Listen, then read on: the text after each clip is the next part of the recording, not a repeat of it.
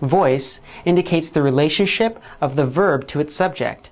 Does the subject do the action of the verb, or does the subject receive the action of the verb? English has two voices, active and passive. The active voice indicates that the subject performs the action of the verb. Here's an example. God loves the world. In this sentence, the verb love is in the active voice, and so God performs the action. The passive voice indicates that the subject is acted upon. In other words, the subject receives the action of the verb. English uses a combination of a to-be verb, like is or was, and a past tense verb. For example, the world is loved by God. Is loved expresses the passive voice. The world is the subject, and it receives the action of the verb. Koine Greek has three voices, active, passive, and middle. The middle voice indicates that the subject is being affected by its own action or acting upon itself.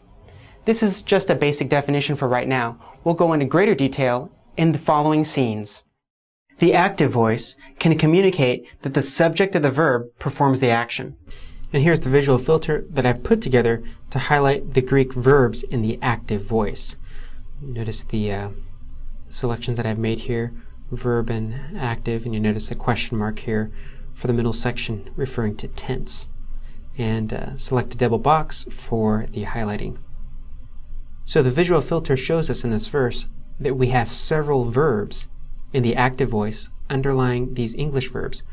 We're just going to focus in on one of them, the word here rebuked, which is a translation of epitimesin.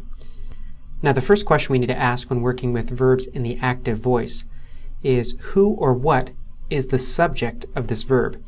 Now if you're working strictly in English, you're going to find the subject appearing before the verb. So in this case, without even looking at Greek, we would see that he over here is the subject of this verb. Now if you're working in Greek, you need to know a few things. One is that typically the subject of the verb will be found in the nominative case. If you look down here at the reverse interlinear pane, we don't have a noun in the nominative case here. This pronoun, which I noted functioned as a subject in English, is supplied by the ESV. We don't actually have a word here in Greek for he. That's supplied because this participle here, which is a verb, is in the nominative case. And so you see that we have this pronoun here in a sense wrapped up in this verb.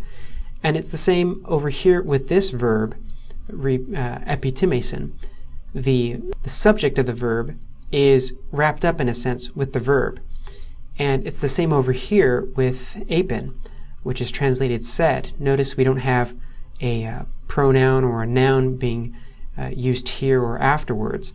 The noun, the subject that is, of this verb is wrapped up in the verb itself. So who is the subject of this verb here? If we look in context, we would see that's Jesus. Now the next question is to ask, in terms of context, is it significant that this person or agent is performing this action? And the answer to that would have to be yes. Jesus rebukes the sea, and the sea actually obeys him. It does what he says. Now, all of us would recognize that something like that is a wondrous event. It's even more wondrous if you catch the context of the first century or the ancient world. Just read a dictionary article on sea or ocean sometime, and you'll find that this was viewed by the ancients as a sort of chaotic force that couldn't be tamed. The fact that Jesus speaks to the sea and it obeys him is something that takes back even the disciples. Now, the reason why I bring that up for the Gospel of Mark is because oftentimes interpreters think that the only gospel with a very theological and high view of Jesus is the Gospel of John. In the beginning was the Word, and the Word was with God, and the Word was God.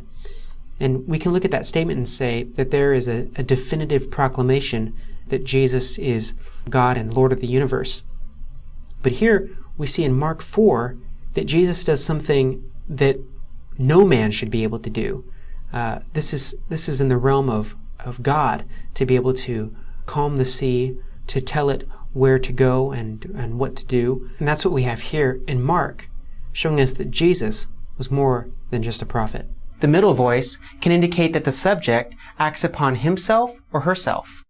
And that's what we have here in Matthew 27:5, where Judas, realizing that he had betrayed Jesus, goes away and hangs himself. And so the middle voice indicates that Judas acts upon himself. And we can see that with this construction here, even in English, the verb plus the reflexive pronoun. And notice that this reflexive pronoun needs to be supplied in English. In the Greek, we don't have a reflexive pronoun here because the middle in this use carries that. And you should know that this sort of use of the middle is not very common in the New Testament. Instead, what you usually find is a verb in the active voice, not the middle, and a reflexive pronoun in Greek. The passive voice most often indicates that the subject receives the action of the verb. Here's the visual filter that I've put together for identifying the Greek verbs in the passive voice. Now let's go up and take a look at our verse here, Matthew 5:6. Here we can see that this English verb has been highlighted for us because the underlying Greek verb, kortasthesantai, is in the passive voice. And the first thing we need to do is look for the subject of this verb, and we can see in English that this would be they, or which is a translation of the Greek pronoun here, atoi, which is in the nominative case. This subject here is receiving the action of the verb instead of doing the action of the verb. If this verb here in Greek had been in the active voice, it would read something like, they satisfy. But instead, since it's in the passive, it is, they shall be satisfied. Now, this raises another point that doesn't apply to every instance or occurrence of the passive voice, only to some. In certain contexts, passive voice is used to avoid naming God directly as the one performing the action of the verb, or sometimes the passive voice is used to simply imply that God is the one who does the action of the verb.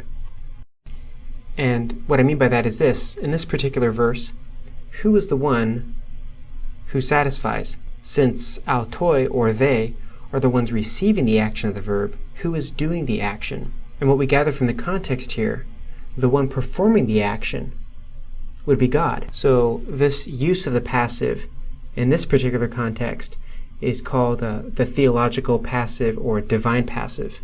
But keep in mind, that's not every occurrence of the passive.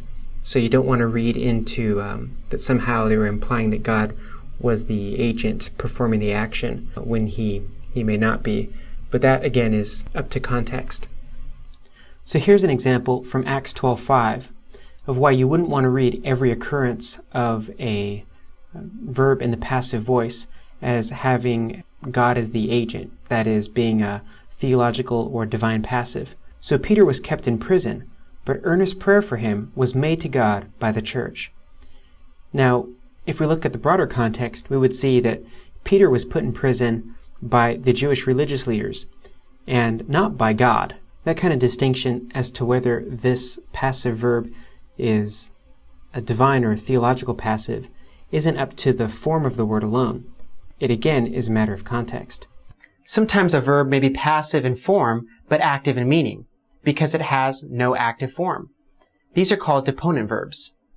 Now, if you didn't know that bit of information, you might be confused when you see a word highlighted here as though it's a passive, yet it's translated like it's active. So here we have an example of a deponent verb, apokrithe, which is translated answered. It's passive in form, but active in meaning. And so it gets translated Jesus answered instead of Jesus was answered. Now, the way we can tell a verb is a deponent is by looking at the lemma form here. And when the lemma form ends in the last four letters being amai, omicron, mu, alpha, iota, we have a deponent verb. The form here that we see is a passive form, not an active form. So it shows that this particular word lacks an active form. Now, In John 3:5, we have another verb that is passive, and that's the one right here. In English, it's translated born. In Greek, it's genethē. Now, in English, this passive is translated like a passive, is born. But notice, we know that this is not a deponent because of the lemma form. Do you see how it does not end in amai or omicron, mu, alpha, iota? It ends in an active form. And so, therefore, it's not a deponent.